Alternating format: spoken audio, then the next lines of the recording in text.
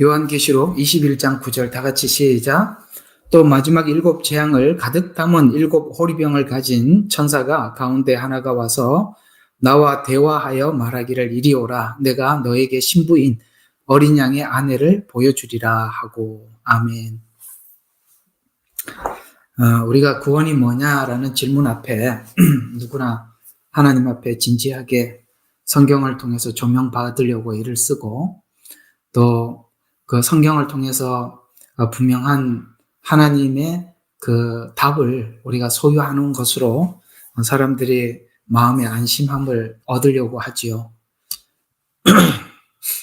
그 구원에 대한 말씀을 하시면서 사랑 안에서 끊을 수 없느니라라는 이런 사랑이라는 말이 언급이 되고, 여기 오늘 금방 읽었던 요한계시록 21장 9절을 보면 신부를 보여주리라라는 것을 보면 분명히 이것은 마치 신랑과 신부가 사랑하고 그 사랑하는 자들이 만나서 함께 영원히 살아가는 그야말로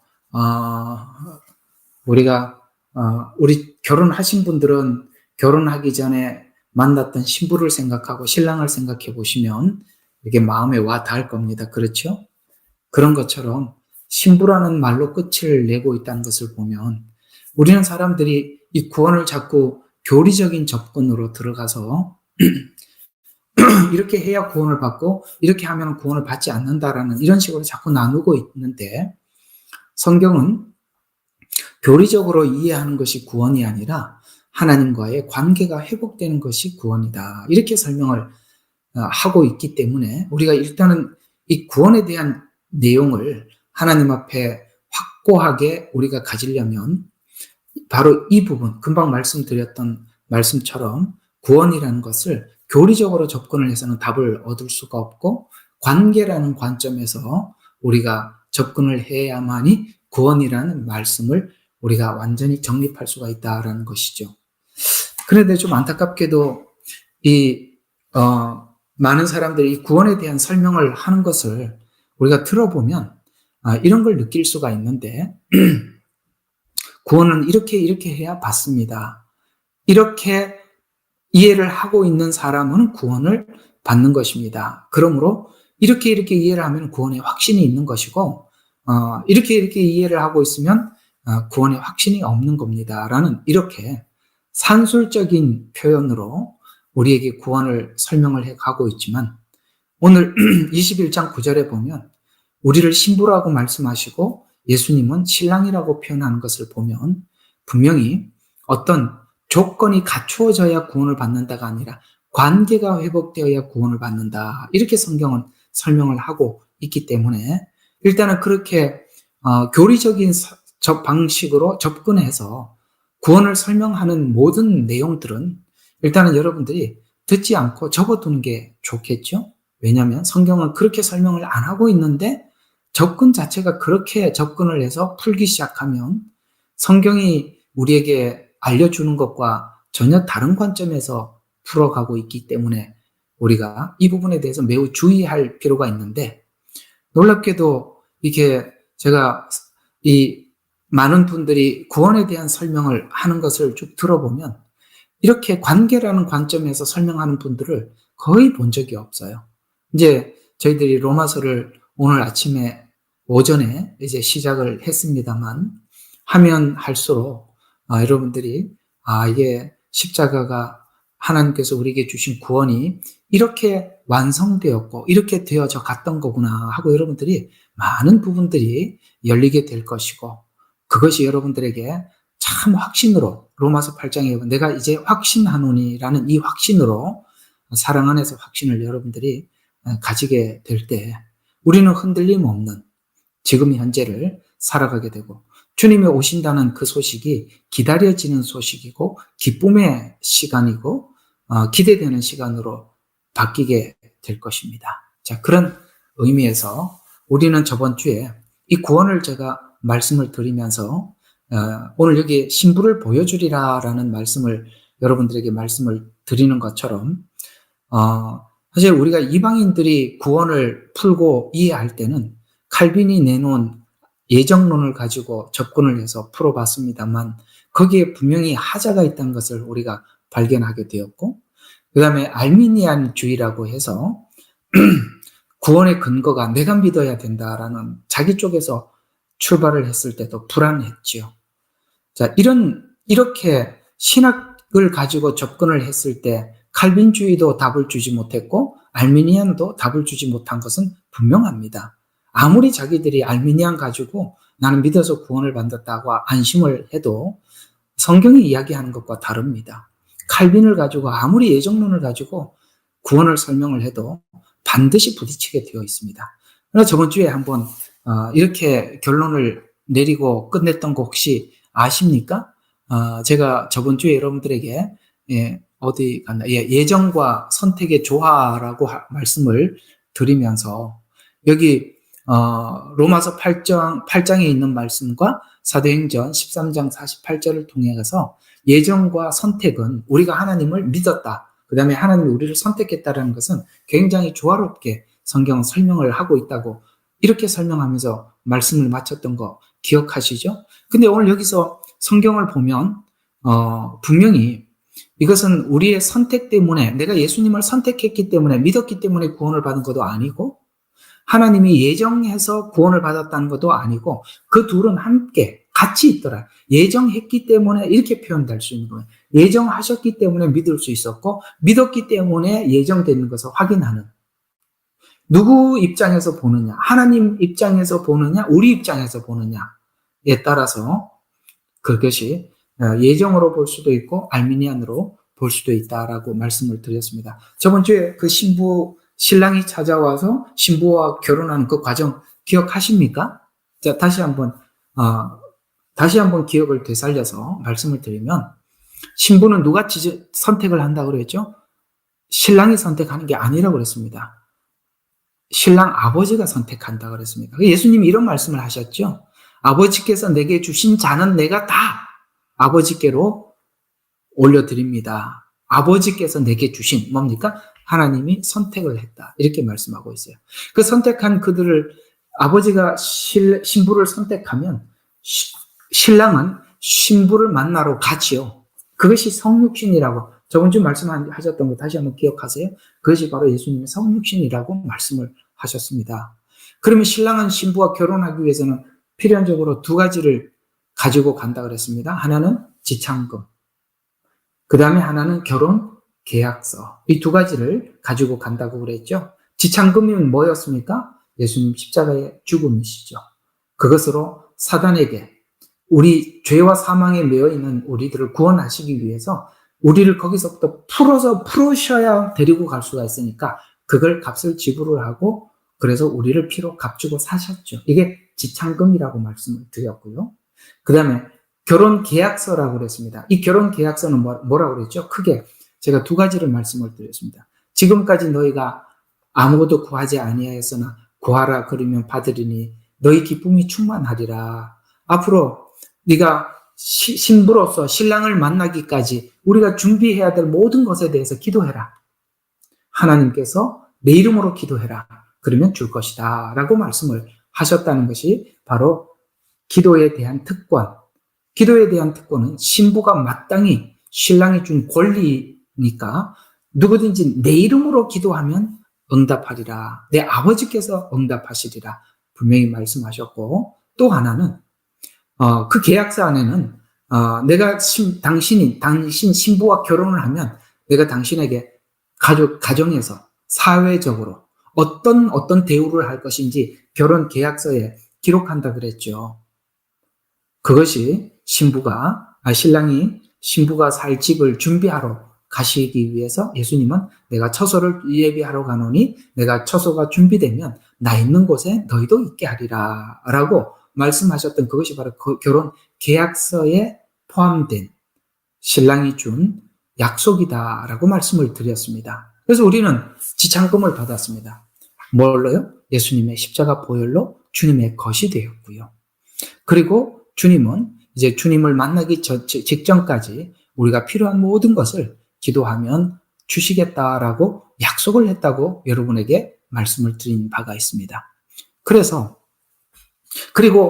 결혼 계약서를 그 다음에 앞에다 놓고 그 다음에 신랑이 포도주를 마시고 신부에게 한 잔 따라서 마지막으로 신부에게 포도주를 건네줬을 때 그 신부가 받으면 뭡니까? 약혼이 성립되는 거고 받지 않으면 성립되지 않는다고 했습니다. 그러면 앞에 있던 모든 일들은 하나님께서 우리를 얻기 위해서 성육신하시고 십자가에 죽으시고 그 다음에 결혼 계약서까지 보여주시고 여기까지는 하나님이 하셨던 일들이죠. 전부 다 하셨습니다. 우리가 할 일은 뭐냐? 하나님께서 우리에게 주신 그 구원의 은혜에 우리가 함께 손을 내밀면 약혼이 성립된다고 그랬습니다. 이것은 우리가 흔히 말하는 믿으면 이런 뜻이 되는 것입니다. 받아들이면 이렇게 되는 것입니다. 그래서 우리가 생각을 해보면 그 받아들인다는 것이 그저 교리적으로 받아들인 것이 아니라 그분을 신랑으로 받아들인 것이죠. 그러면 약혼한 신부는 신랑이 올 날만 당연히 기다리고 있겠죠. 당연히 기다리고 있겠죠. 그 부분에 대해서 우리가 오늘 생각을 해 보려고 하는 것입니다.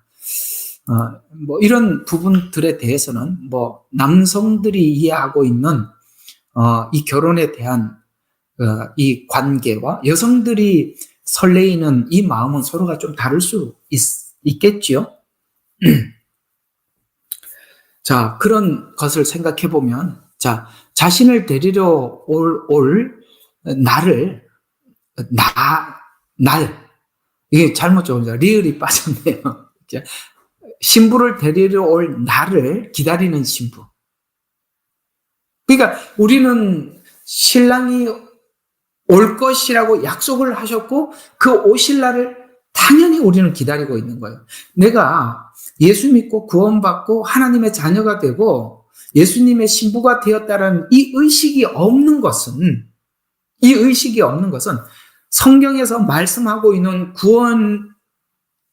구원과 같은 그런 구원을 이해하고 있는 것이 아니라 다른 쪽에서 이해를 하고 있기 때문에 아무것도 안 한다 그래요. 여러 번 말씀드렸죠. 신부는 신랑을 만날 날을 준비하는 것이 당연한데 그 준비에 대한 의식이 없다면 성경에서 말하고 있는 구원과 일치하는가? 일치하지 않는다고 여러 번 말씀을 드렸습니다. 그렇죠? 여러분들 신부라는 걸 선명히 아셔야 되는 것입니다. 그래서 그 신부는 뭘 하게 되느냐면 신부는 신랑이 준 옷을 준비하고 있습니다. 무슨 뜻이냐면 그 당시에 신랑이 갈 때 신부가 결혼식 할 때 입을 예복을 주고 가요. 그래서 성경에 보니까 예복을 입지 않는 사람들이 들어온 게 있어요. 그랬더니 그 예복을 입지 않은 사람들을 쫓아냈다고 그랬죠? 이 예복은 무슨 옷이냐면 의의 옷입니다. 성경에 보니까 너희가 그 옷을 지켜라. 이렇게 말씀하고 있죠? 그 옷은 무슨 옷이냐면 신랑이 주고 간 의의 옷입니다. 그러니까 이 의는 성경에는 의가 두 가지 형태의 의를 말하고 있어요. 그러니까 한 가지 형태의 의만 말하는 것은 잘못 이해하는 거예요. 그분이 준 옷이에요. 그것은 예수님의 피로 우리가 죄 씻음을 받은 옷입니다. 그건 칭의의 옷입니다. 그러면 칭의의 옷을 입었으면 우리가 이 옷을 입은 대로 우리가 그 옷을 빨으라고 하듯이 우리 속에 있는 예수님의 보혈로 우리가 깨끗함을 입었다면 그 보혈이 겉만 깨끗하게 하는 것이 아니라 우리 속까지 변화시키고 이게 성화라 그랬죠. 그래서 이 옷을 준비하고 입고 신랑이 올 날이 가까워오면 이 옷을 입고 기다리는 거예요. 입고. 신랑이로다 맞으러 나오라 그러면 그때서야 막 주섬주섬 옷을 입는 게 아니라 신랑이 올 날이 가까이 오면 옷을 입고 기다리는 거예요. 지금 우리가 주님의 오실 날이 임박한 시대를 살아가고 있어요. 그래서 우리는 우리의 옷을 점검해야 되는 것입니다. 그 옷은 무엇으로 빨 수 있을까요? 회개로 빠는 것입니다.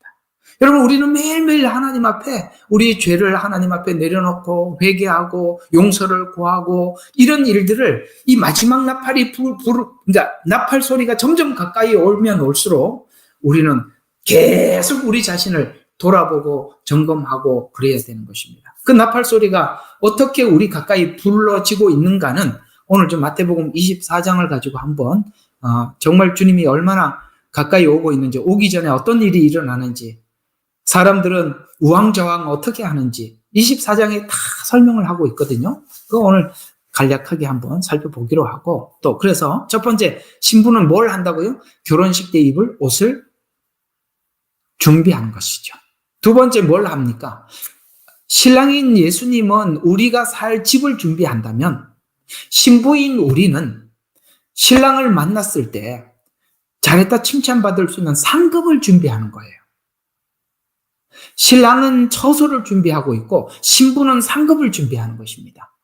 그게 여러분 고린도 전서 15장인가 거기 보면은 그 공력을 시험할 텐데 집이나 금이나 나무나 그 다음에 은이나 이런 것을 공력을 시험을 해서 불에 타버리면 뭡니까? 다 사라지는 것이고 공력을 시험해서 남아있으면 그것이 상급이 된다고 했죠. 타는 건 뭘까요? 자기를 위해서 일하는 것들입니다. 사람들에게 자랑하기 위해서 일하는 것들은 모든 것이 타버릴 것이고 주를 위해서만 하는 것만 남아있을 것입니다. 신부가 신랑이 오기 전에 해야 될 게 첫 번째 뭐라고요? 그 옷을 빠는 것입니다. 두 번째 해야 될 일이 뭐라고요? 상급을 준비하는 것이에요. 그러면 신부된 자들이 당연히 이 의식이 있는 거예요. 당연히 이걸 준비해야 된다는 걸 아는 것입니다. 그리고 준비하는 것입니다. 이걸 준비하지 않는데 나는 하나님의 자녀가 되었다, 성도이다. 그럴 수는 없습니다. 전혀 맞질 않아요. 자, 그래서 이걸 준비하면서 신부는 신랑이 올 때만을 기다리며 신랑만 생각하며 그날을 기다립니다. 신랑만 생각하면 신랑도 생각하면 안 돼요. 신랑도 생각하고 딴 거도 생각하잖아요. 신랑만. 아셨죠? 그걸 생각하는 것입니다. 그래서 그날을 기다리죠. 그러면 신랑이 가면서 우리에게 말씀하셨잖아요. 이런 징조가 보이면 내가 올 것이다. 이렇게 말씀하신 게 마태복음 24장 이야기가 아닌가요? 근데 그 마태복음 24장의 상황들은 지금 현재 곳곳에서 일어나고 있단 말이죠. 곳곳에서 일어나고 있는 것을 보면서도 신부된 우리가 깨어나지 않을 수가 없죠. 진짜 신부들은 이 징조를 보면서 다 깨어나는 거예요. 신랑이로다 맞으러 나오라 라는 이 외침은 나팔소리예요. 나팔절의 나팔소리란 말이에요.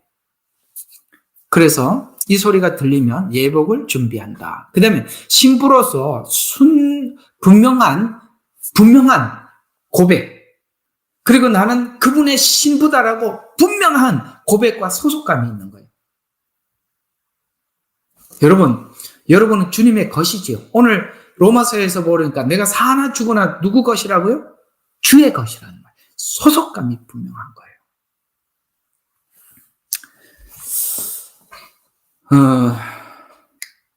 제가 어제 그냥 드라마에서 본 거는 아니고, 어떤 분이 얘기를 하나 해주는데 내가 참 그 말에 은혜를 받았어요.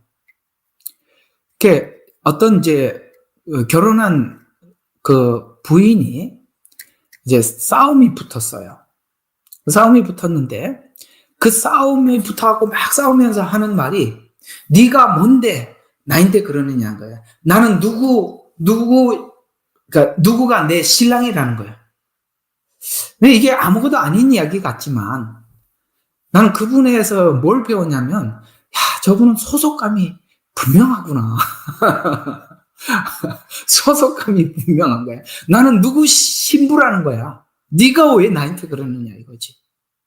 그래서 그게 아무것도 아닌 이야기 같아 보이지만 저는 우리 예수 믿는 사람들이 예수님이 나의 신랑이라는 이 소속감을 어디 가서도 이렇게 고백할 수 있나? 예수 믿는 사람들은 그런데도 은혜를 받는 거예요. 우리가 어디를 가도 마지막 때 우상에게 절해라 그랬을 때 우리는 나는 하나님 앞에 그럴 수 없다라는 이 소속감이 분명히 정체성이 분명해야 돼요. 진리가 아닌 것과 타협할 수 없고 내가 내 신랑인 예수님이 기뻐하는 것과 기뻐하지 않는 것에 대해서 나는 선명한 나눔이 있고 무엇 하나도 양보할 수 없는 그런 정조를 지키는 신부가 되어야 되죠. 그래서 정결한 신부라는 거예요. 정결한 신부. 아가서 2장 6절에 보면 이 소속감에 대해서 분명한 신부인 성도들이 이런 소속감으로 고백을 한답니다. 자, 아가서 2장 16절에 보면 나는 나의 사랑은 그러니까 나의 사랑하는 이는 내 것이요 나는 그의 것이니. 야, 멋지죠? 소속감이 선명하죠. 여러분 예수님 것 맞죠? 내가 사나 죽으나 주의 것이로다. 그 소속감이 이 마지막 때는 정말 분명해야 되는 것입니다. 이것이 선명하지 않는 사람들은 뭡니까? 악의 세력과 타협하고 거짓 복음과 타협하는 것입니다. 그러나 예수님이 어떤 길을 갖고 나도 죽어도 나는 주님이 가신 그 길을 가겠다. 이런 마음을 우리가 굳게 가지게 되면 십자가의 길도 마다하지 않고 가시겠죠.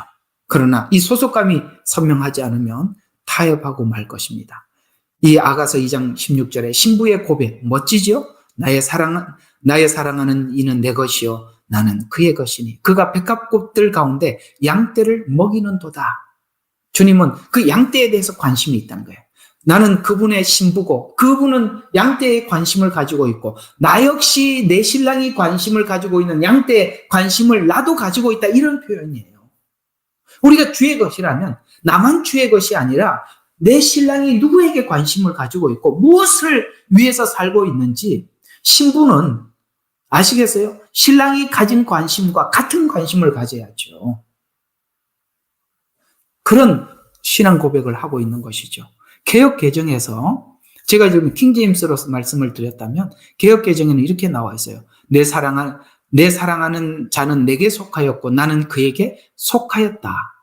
아까는 그의 것 이렇게 표현했다면 속했다. 너희는 그래서 이 로마서에 보니까 너희는 예수 그리스도의 것이고 예수 그리스도 안에서 이렇게 표현들을 그래서 이렇게 표현하고 있는 것입니다. 그의 것, 예수 안에서 이런 말들이 그런 말이죠. 그래서 이 개역개정에도 보면 그가 백합화 가운데 양떼를 먹이는구나.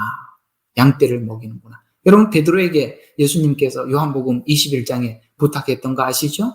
내 양을 먹이라. 내 양을 치라. 그러니까 우리가 주님의 것이면 주님이 관심 있는 곳에 나도 관심을 가지게 되고 주님의 관심은 양떼에 관심을 가지고 있다면 우리 또한 그 양떼에 대해서 마음을 가지고 있는 것입니다. 여러분 이런 것을 통해서 내가 진정 주님의 신부인가? 내가 진정 주님의 것인가? 우리는 깊이 우리 자신을 성찰할 수 있습니다. 그래서 속하였다는 그의 것이다라는 이 정체성에 대한 분명한 것을 이해하는 것입니다. 이 말씀을 이제 앞에 그 저번 주에 말씀드렸던 그 결혼 문화와 오늘 이 말씀을 전체 정리해서 종합해 보면 이렇게 정리를 할 수가 있는데요. 초림은 정혼을 위해서 신부에게 줄 것을 다 주었고 충분히 약속을 했습니다. 여러분 우리가 재림의 약속, 그 모든 것은 초림 때 정혼하러 오신 신랑인 예수님께서 우리에게 했던 모든 일들이 우리 모든 믿음의 가장 중요한 근거가 되는 거예요. 여러분은 왜 예수님을 사랑하고 왜 예수님을 믿습니까? 성경은 그 부분에 대해서 우리에게 이렇게 소개를 해주고 있어요. 우리가 아직 죄인 되었을 때 우리를 위해서 십자가의 죽으심으로 우리의 죄를 대속하셨다. 이렇게 말씀하고 있습니다. 이건 무슨 뜻일까요?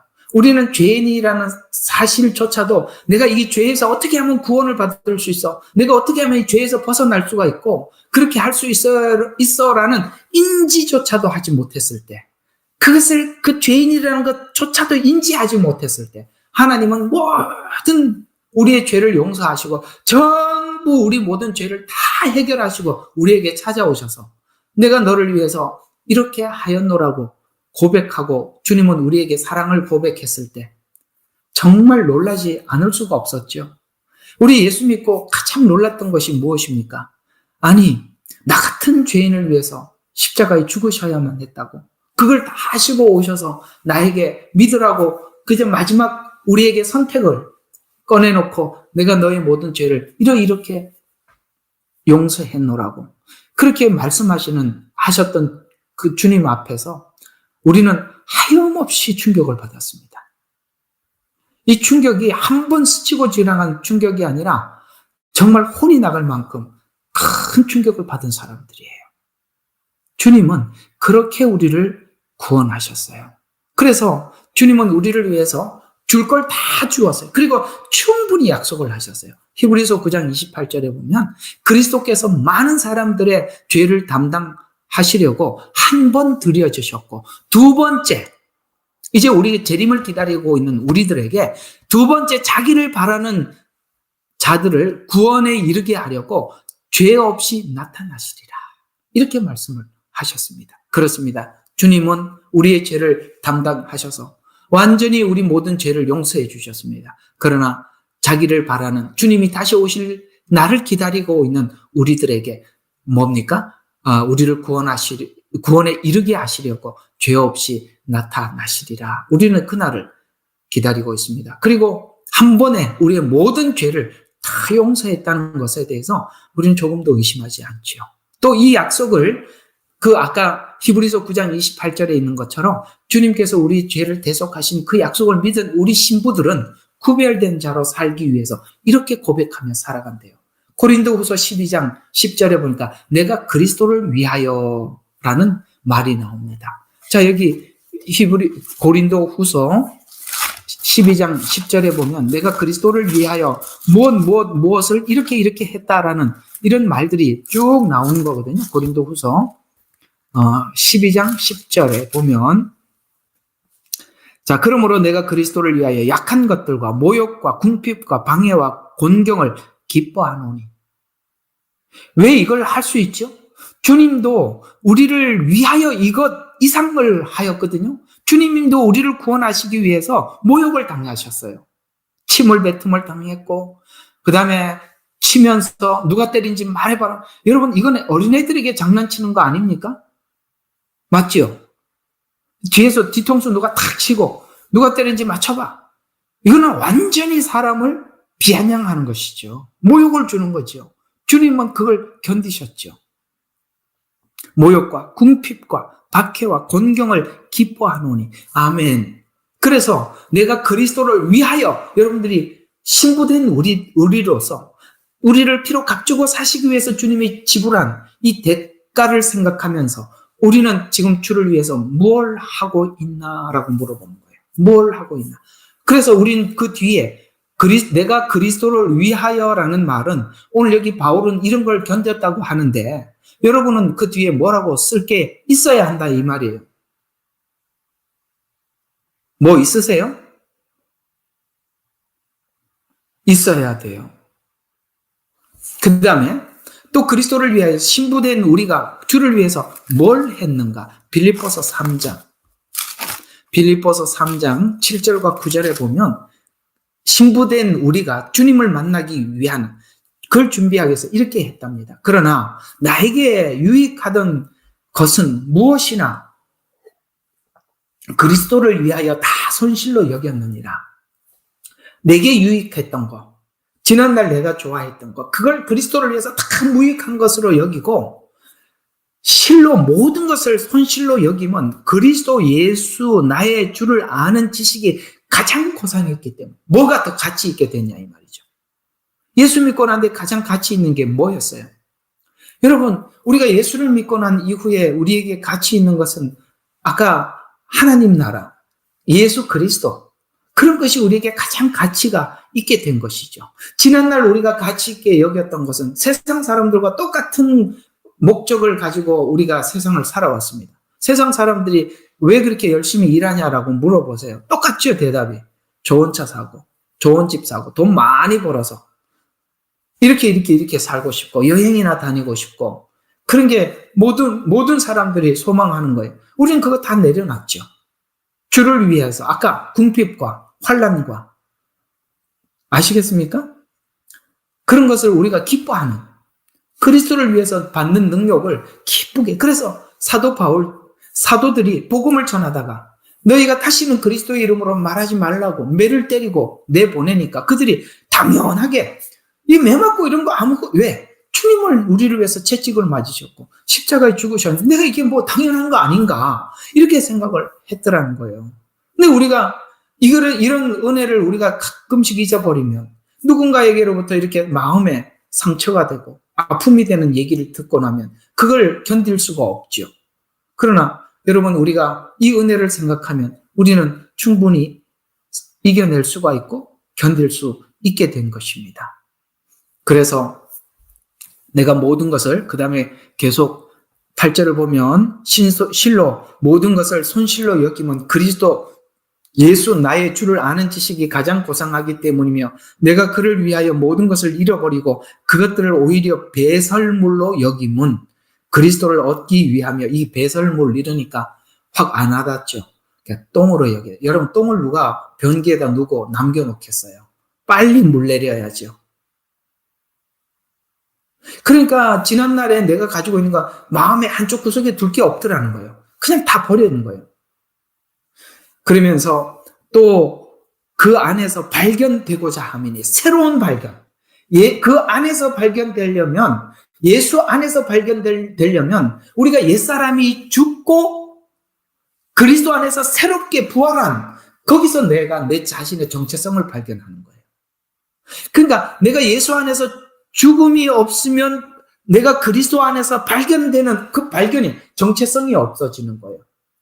죽어본 사람이 새롭게 태어났듯이. 그래서 내가 그 모든 것을 버리는 이유는 두 가지를 함께 가질 수 없으니까, 한쪽을 버리니까 주님 안에서 새롭게 발견이 되더라.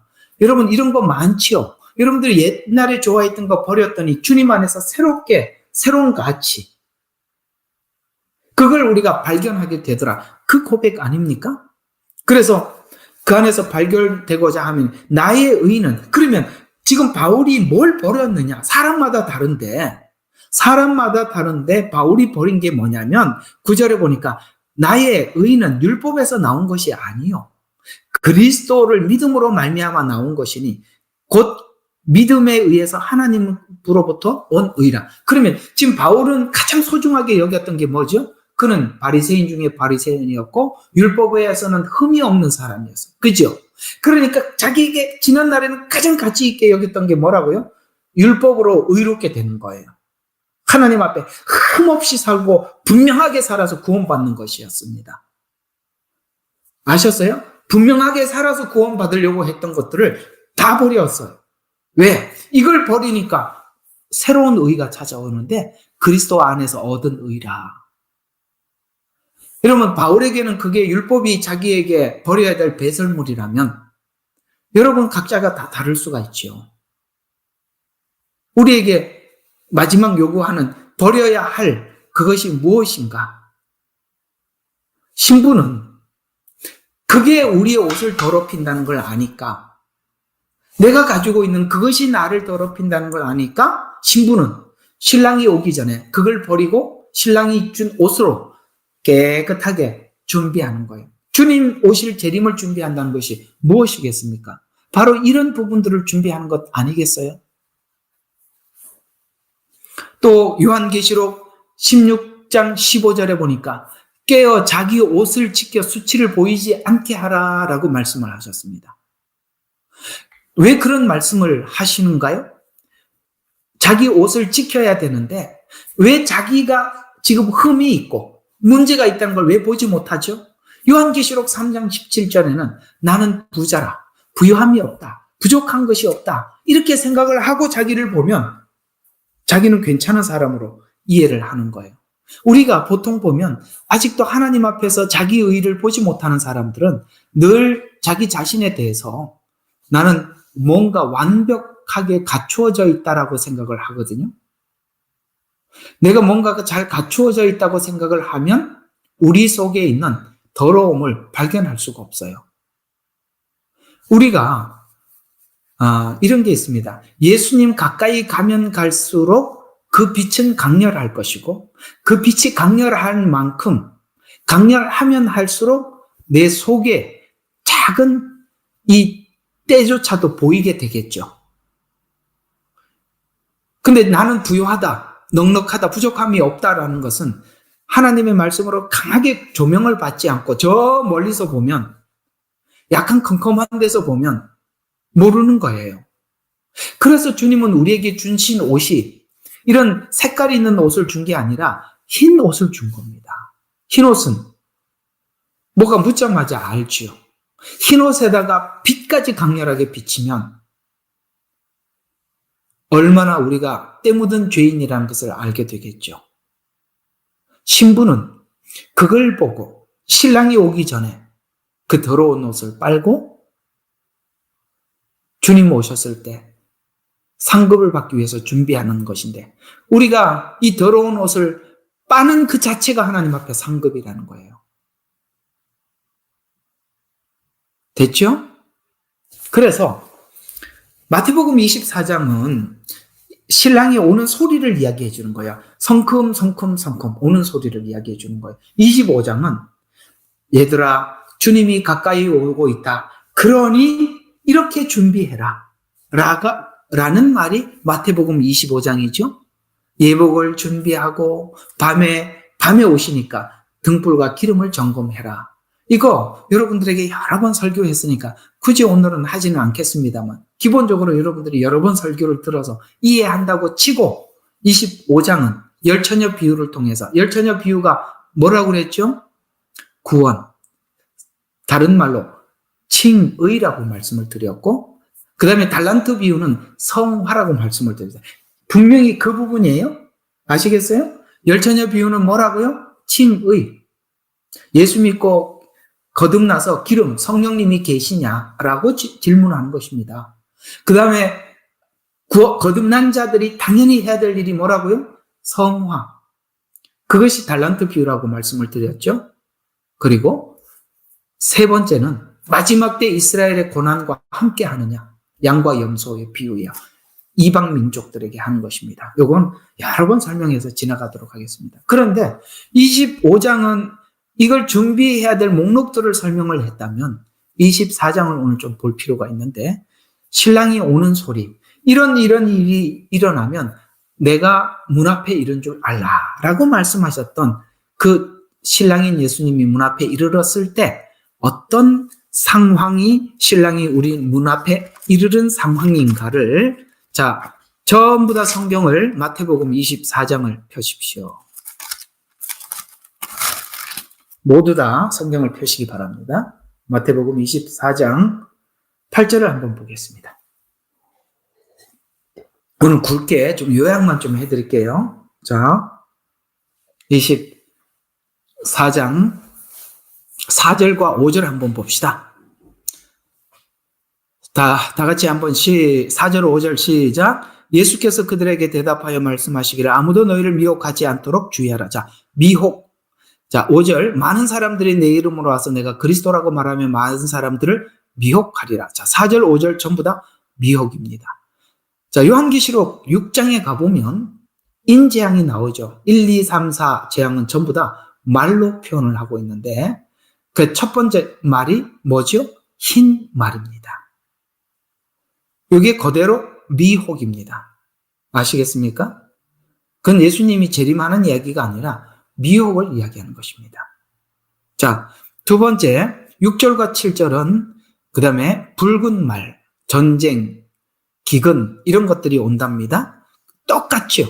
마태복음, 그러니까 요한계시록 6장에 있는 말 구조와 똑같습니다. 6절, 7절 다 같이 시작. 또 너희는 전쟁과 전쟁의 소문을 들을 것이라. 그러나 걱정하지 말라. 이는 이 모든 일이 반드시 일어나겠지만, 반드시 일어난답니다. 전쟁이. 아직은 끝은 아니랍니다. 이 끝이라는 말은 무슨 말이냐면 7년이 시작되는 건 아니다 이 말이에요. 아시겠어요? 7년 환란이 끝나는 게 아니라, 그래서 이거는 마태복음 6장으로 보면은 6절과 7절은 붉은 말, 검은 말인데요. 전쟁. 그래서 7절 민족이 민족을 대적하겠고라는 말은 같은 민족끼리 일어나는 전쟁, 우크라이나, 러시아는 같은 민족들이죠. 예를 들어서 남북한의 전쟁, 우리나라처럼 남북한 전쟁도 민족전이죠.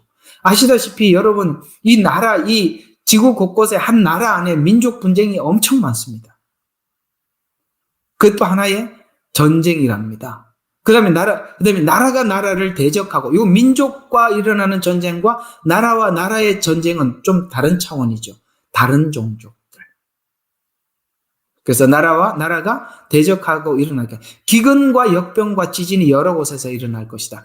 기근과 지진과 역병. 그러니까 전쟁, 기근, 지진 이런 것 때문에 기근이 일어나는 거예요. 그래서 흰 말, 붉은 말, 그것은 전쟁을 의미하고 기근은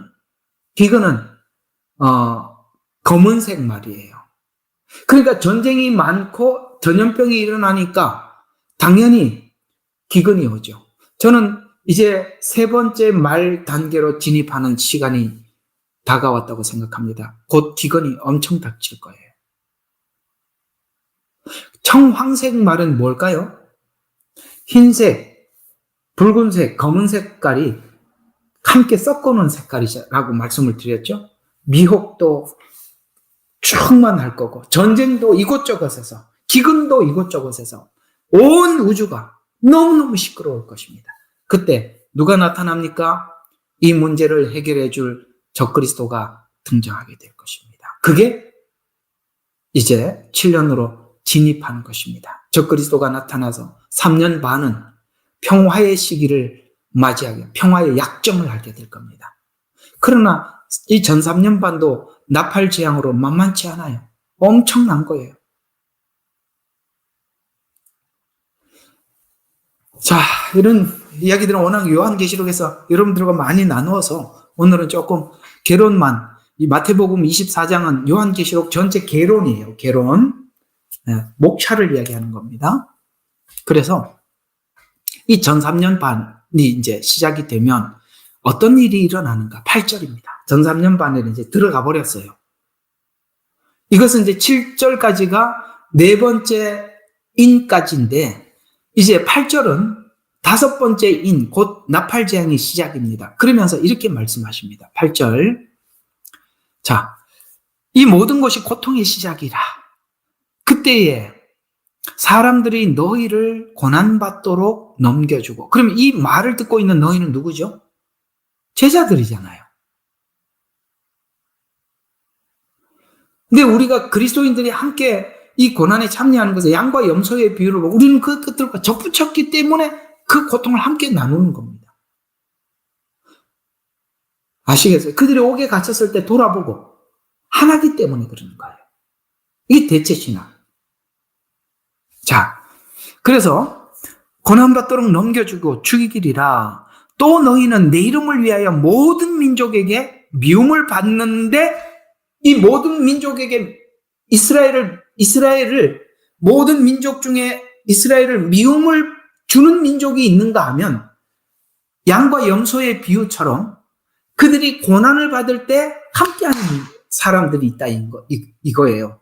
그래서 양과 염소의 비유는 여기 모든 민족이라고 말한 것처럼 그 모든 민족을 불러 세워놓고 심판을 하는 겁니다.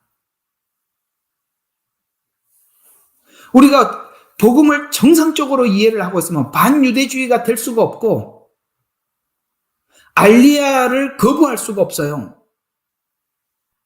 이럴 수가 없다니까요. 예, 이럴 수가 없는 거예요. 계속 보시죠. 13절과 14절을 한번 계속 이어서 보겠습니다. 오늘은 좀 중요한 부분만 짚고 넘어가겠습니다. 13절. 그러나 그러나 끝까지 견디는 자는 구원을 받으리라. 이 왕국복음이 왜 이 왕국복음이라고 하죠? 이거 끝나면 천년왕국에 들어갈 거니까 그래요. 그래서 왕국복음이 모든 민족에게 증거되기 위하여 온 세상에 전파되리니 그 후에 끝이 오리라. 여러분, 온 세상에 언제 전파될 것 같아요? 이게 지금 이제 이 예언서를 정확하게 관통을 못하면 이 왕국복음을 온 세상에 전파하기 위해서 큰 세상에다 이제 선교사를 파송하고 그러시는데 왕국복음이 모든 사람에게 전파되는 거는 여러분 7년 환란이 되면 이 왕국복음이 온 세상에 전파됩니다. 근데 끝까지 견디는 자는 구원을 얻으리라고 말씀하신 이 말씀을 그대로 어디로 가지고 가냐면 다니엘서로 가지고 가야 풀어져요. 이 말씀이. 여러분, 이스라엘 백성들이 포로로 잡혀갔어요. 정말 이들은 엄청난 고통을 받고 견뎌야 했어요. 견뎌야 하는 이 상황에 다니엘과 다니엘 세 친구가 불 속에 들어갔죠. 불 속에 들어가는 바람에 예수님이 그들과 함께 했고, 그걸 본 느부갓네살 왕은 하나님을 인정하게 되죠. 그래서 온 세상에 전파되는 겁니다. 마지막 7년에 모든 민족에게 누구도 거부할 수 없도록 모두에게 하나님, 곧 예수 그리스도께서 어떤 분인지, 하나님이 어떤 분인지 온 세상에 전파되는 것입니다.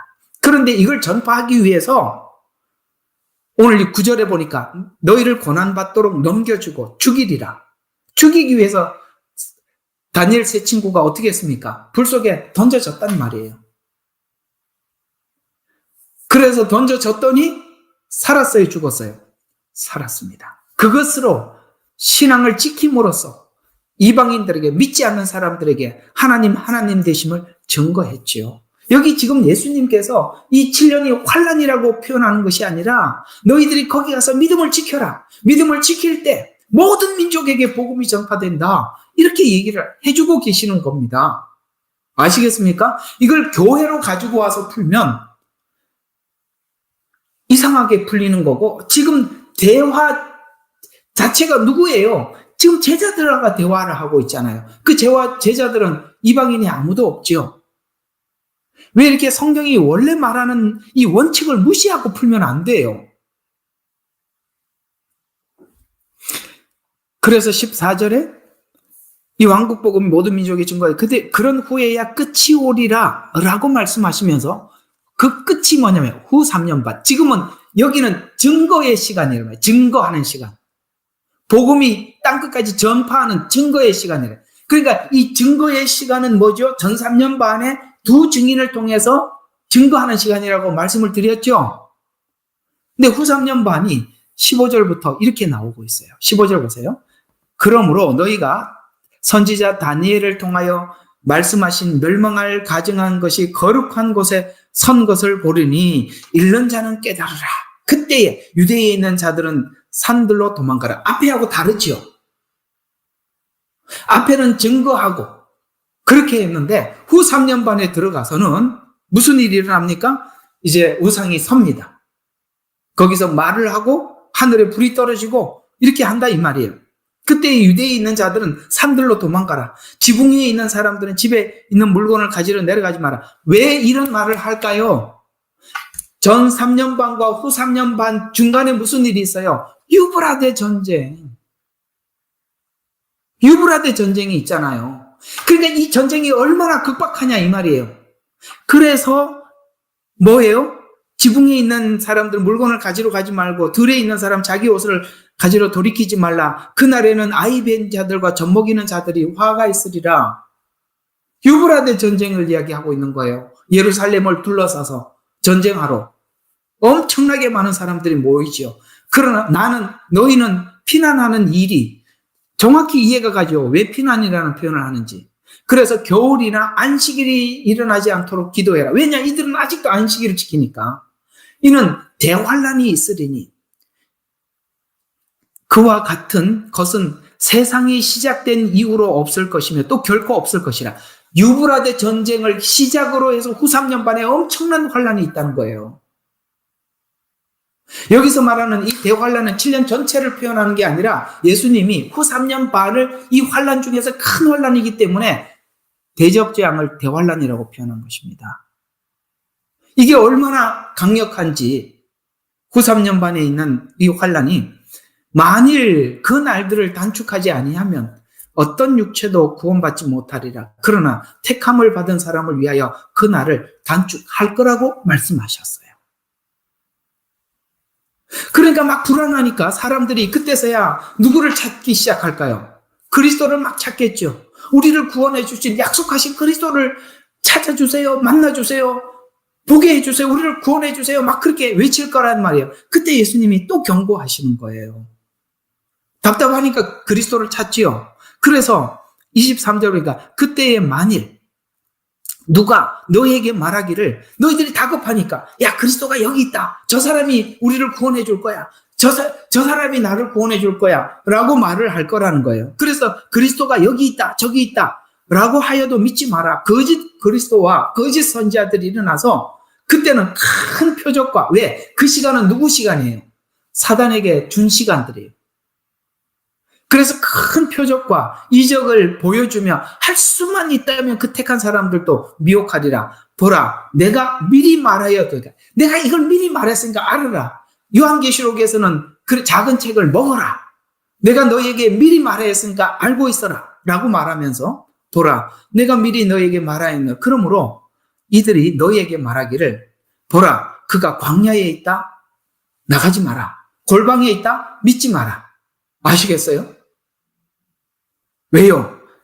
주님은 골방에 오는 것도 아니고 광야에 와 계시는 것도 아니고 어떻게 오신대요? 이제 오시는 이야기를 27절에서 쭉 설명하니까 이렇게 오니까 이렇게 골방에서 내가 그리스도라고 이야기하는 사람, 저 광야에서 내가 그리스도라고 말하는 사람 가지 마라. 분명히 마지막 때 주님은 이렇게 온다고요. 27절, 마치 번개가 동편에서 치며 서편에 이런, 우리 신랑이 오는 이야기를 해주고 있는 거예요. 우리 신랑이 이렇게 오신대요. 그래서 서편에까지 비치는 것까지 인자에 오는 것도 그러하리라. 언제든지 시체가 모이는 것에 독수리가 함께, 이게 어디 나오는 거죠? 여러분, 이거 구약의 예언이거든요. 이 예언을 언제 했냐면 아마겟돈 전쟁을 할 때 이렇게 표현했어요. 똑같이. 이 아마겟돈 전쟁에 얼마나 많은 사람들이 죽었는지 그 피가 말굴레까지 올랐고 독수리 하늘에 날아다니는 새를 보고 잔치에 참여하라 그랬다고. 이거 아마겟돈 전쟁이거든요. 지금 여기 있는 전쟁이 2번 나와요. 24장에도. 앞에는 무슨 전쟁? 유브라데 전쟁. 지금 이 전쟁은 아마겟돈 전쟁. 지금 후3년반으로 넘어와 있단 말이에요. 그래서 인자에 오는 것도 그러하리라. 누구든지 시체가 모이는 곳엔 독수리들이 함께 모이리라. 요거 구약에 그대로 표현한 것입니다. 자, 그러면서 29절, 그 날들의 환난 후에 즉시 해가 어두워지고 달이 빛을 내지 않고 별들이 하늘에서 떨어지고 하늘의 권능들이 흔들리고, 이게 전부 다 무슨 이야기냐면 한 절에 압축을 시켜놨지만 대적재앙 전체를 압축시켜 놓은 겁니다. 별에도 달에도 하늘에도. 아시겠습니까? 압축을 시켜놓은 거라는 말이에요. 지금 예수님은 마지막에는 아마겟돈 전쟁으로 끝을 나겠지만은 그 전에 별, 달, 하늘 이런 권능들이 흔들릴 것이다.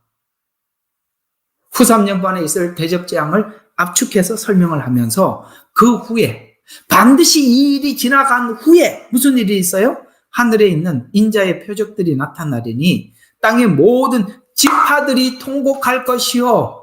후 3년 반에 제가 그랬죠. 후 3년 반은 구원받는 주체가 대부분이 유대인일 거라고 말씀을 드렸죠. 여기 이렇게 지파가 통곡할 것이라.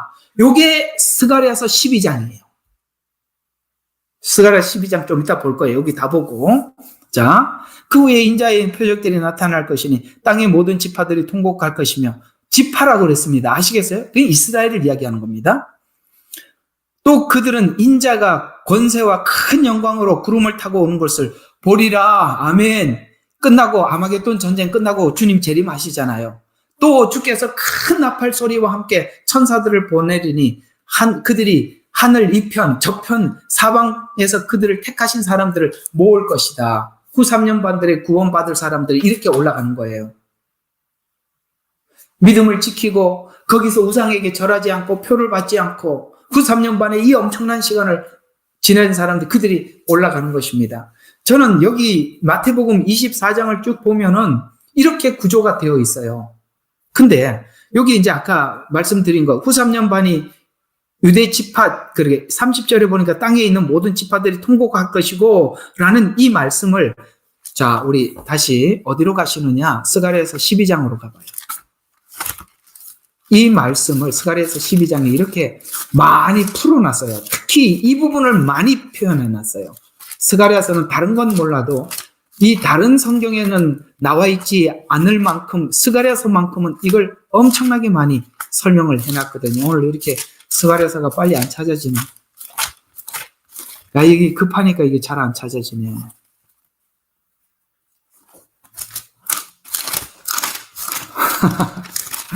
12장, 10절과 14절 누가 찾았으면 좋겠어요. 누가 좀 읽어주세요. 그래서 몇 장이요? 12장? 예, 12장 10절에서 14절. 또 내가 다윗의 집과 예루살렘의 거민들 위에 은혜와 광고의 영을 부어주리라. 그러면 그들은 그들이 찔렀던 나를 쳐다볼 것이며, 스가라는 말라기 전에 있어요.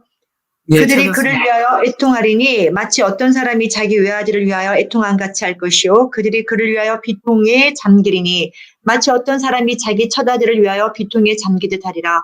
그날에 예루살렘에 큰 애통이 있으리니 마치 무기또 골짜기 하닷 림몬의 애통과 같으리라. 땅이 애통하리니 각 족속이 따로 애통하리라. 다윗 집의 족속이 따로 하고 그들의 아내들도 따로 하며, 나단 집의 족속이 따로 하고 그들의 아내들도 따로 할 것이요, 레이 집 족속이 따로 하고 그들의 아내들도 따로 하며, 시므이의 족속이 따로 하고 그들의 아내들도 따로 하리라. 남은 모든 족속도 각 족속이 따로 하며 그들의 아내들도 따로 하리라. 아멘. 감사합니다. 자, 그러면 지금 이게 10절부터 14절이 후 3년 반에 아까 각 지파가 애통한다 그랬잖아요. 그 애통하는 이야기를 여기서 각 지파가 애통한다 그랬잖아요. 그래서 이게 각 족속대로 따로 하고 이렇게 계속 나오는 거예요. 근데 요 애통이 넘치는 요 시간이 언제냐? 그 앞에 12장 8절부터 한번 봅시다. 그날에 주는 예루살렘 거민들을 보호하리니 그날에는 그들 가운데 약한 자가 다윗 같겠고, 이 전쟁, 여러분 아시다시피 다윗은 군인입니다. 직업이. 그는 평생을 전쟁을 하고 살았어요.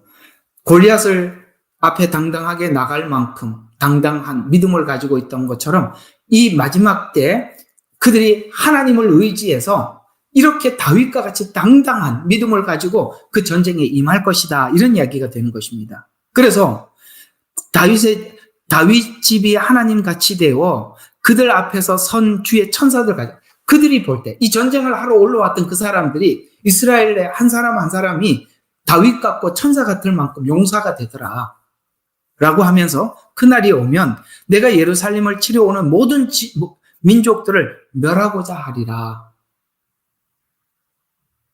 2번 있다 그랬죠? 7년 중에 유브라데, 아마겟돈. 그때 이스라엘이 그러면은 유브라데와 아마겟돈은 후 3년 반 그 사이에 있는 건데, 그죠? 그 사이가 저 후 3년 반인데 그때 하나님이 애통하는 영을 부어주셔서 눈을 열어주는 거예요. 그때 샘을 열어주시고 그 다음에 눈을 열어주셔서 그들이 엄청나게 애통을 하는 거예요. 그래서 이 7년이라는 시간은 유대인들이 회복되는 시간이며, 전 3년 반에는 믿음을 지키는 시간이고 후 3년 반에는 하나님의 영이 부어져서 그들이 회개하는 시간으로 성경은 이렇게 설명을 해서, 이제 그림이 막 그려지시죠?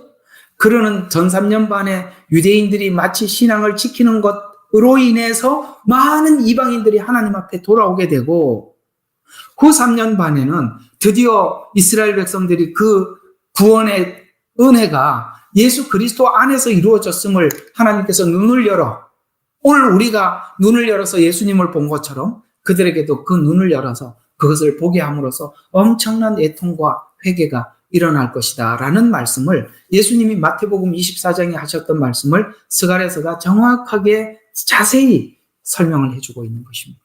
지금 그러면 정리를 해보면 이렇게 되는 것이죠. 자, 이제 예수님께서 하시는 말씀의 포인트는 이겁니다. 얘야, 내가 오기 전에 이런 일들이 있을 것이다 라고 말씀을 하고 있습니다. 그런데 대략적으로 보면 7년이라는 이 시간에 들어가서야 하나님의 이 복음에 대한 눈이 뜨이고 보여져서 이때 막 그 짧은 시간에 정결케 되는 사람이 있는가 하면, 지금 저와 여러분처럼 예수님을 믿고 오늘 여기 바울이 스스로 자기의 모든 것을 버리고 그리스도 안에서 발견되고자 하기 위해서 지금 이 일을 하는 사람들이 있어요. 그런 공통점은 뭐냐면, 구원받은 모든 사람들에게 정결하게 되지 않고는 들어올 수 없는 하나님 나라라는 거예요. 그래서 7년이라는 시간 안에 하나님께서 이 은혜를 부어주셔서 많은 사람들을 연결하게 되겠지만, 우리가 환난을 통해서 정결하게 될 수도 있지만, 우리는 모두가 그 환난을 통해서 정결하게 되는 것이 아니라, 여러분 지금 살아가는 모든 삶과 일상을 통해서 하나님 앞에, 하나님 이 부르심 앞에 우리가 반응하고 응답하는 것입니다. 분명히 하나님 나라는 이렇게 표현하면 어중이 떠중이 다 들어가는 곳이 아니에요. 어떻게 구원을 그렇게 함부로 이야기하십니까? 어디 음녀 같은 창녀 같은 사람과 어떻게 주님과 함께 사실 수가 있겠어요?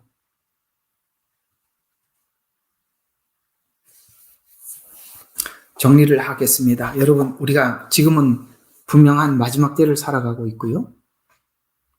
이 마지막 때 우리 신랑인 예수님께서 우리에게 요구하시는 요구들이 분명히 있습니다. 신부는 그걸 알지요. 신부는 알 수밖에 없어요.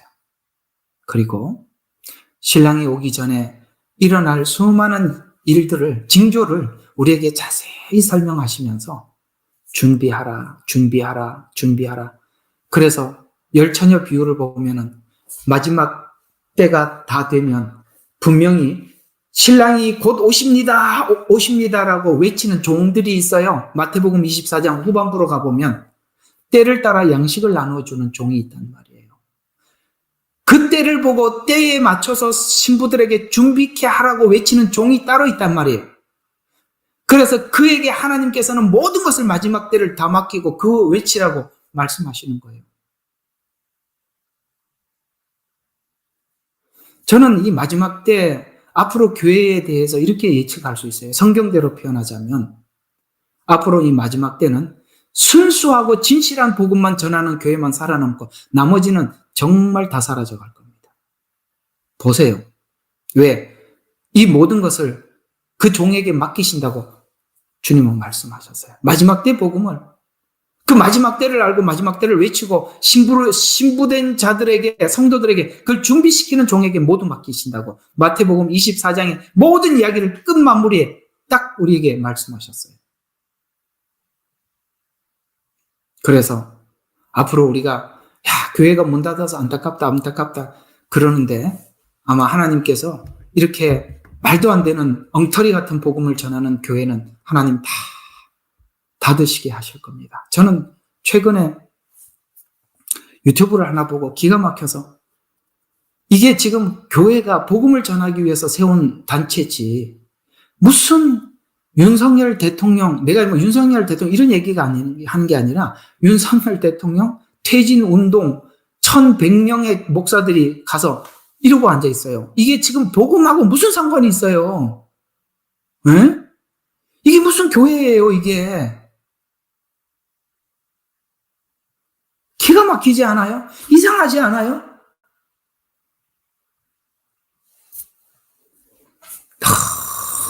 너무 성경이 이야기하는 복음과 너무 달라. 너무 달라. 오늘 말씀 여러분들에게 큰 은혜가 되셨으면 합니다. 우리는 역사상 가장 중요한 시점을 지나고 있습니다. 하나님께서는 하나님의 일을 하시기 전에 사람을 준비시키셨음을 우리가 알고 있습니다. 하나님 말씀은 마지막 때에 대추수, 대부흥의 때가 있다고 분명히 예언하고 있습니다. 아멘. 하나님의 말씀이 그대로 성취될 것을 믿습니다. 예레미야 눈물은 잠자는 교회와 영혼을 깨우기 위해 노력하고 있습니다. 이 가슴 뛰는 일에 함께 하길 원하시는 분은 카카오 채널로 연락 주시기 바랍니다. 당신은 위대한 하나님의 사람입니다.